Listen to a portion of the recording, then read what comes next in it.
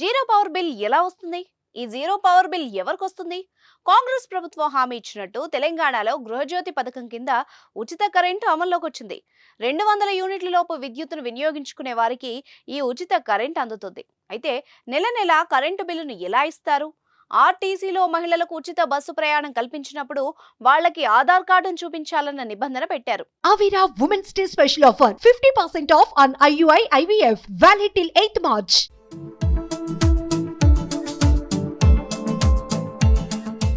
అయితే ఆధార్ కార్డు ఉన్న వాళ్ళకి బస్సులో టికెట్ కూడా ఇస్తున్నారు.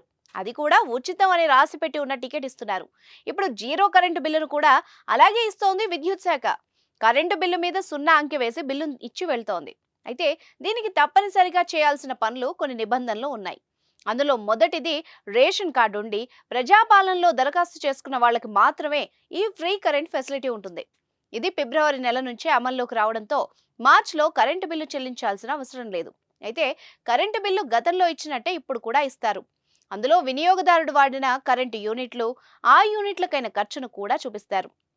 నెల మొత్తానికి వినియోగదారుడు ఎంత విలువైన కరెంటును వాడుకున్నాడు అన్నది చూపిస్తారు. అయితే చెల్లించవలసిన బిల్లు అనే చోట మాత్రం 0 అంకె వేస్తారు. అంటే ఆ వినియోగదారుడు బిల్లు చెల్లించాల్సిన అవసరం లేదు.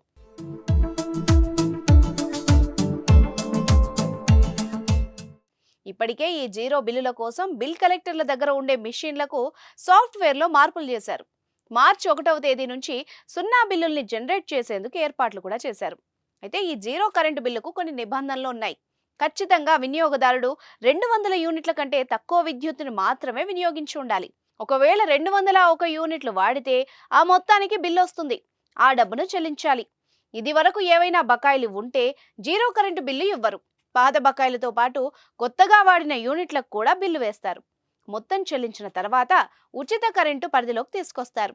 అయితే ప్రజాపాలనలో గతంలో ఈ జీరో కరెంటు బిల్లుకు దరఖాస్తు చేసుకున్న వాళ్ళకు మాత్రమే ఈ పథకం వర్తిస్తుంది.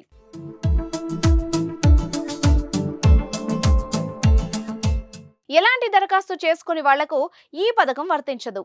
జీరో కరెంటు బిల్లుకు దరఖాస్తు చేసుకుని వాళ్ళు ఇప్పుడు మళ్ళీ అప్లై చేసుకోవచ్చు.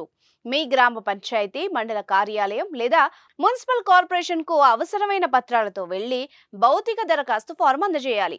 ఈ దరఖాస్తు ఫారాన్ని అధికారిక వెబ్సైట్ నుంచి డౌన్లోడ్ చేసుకోవచ్చు.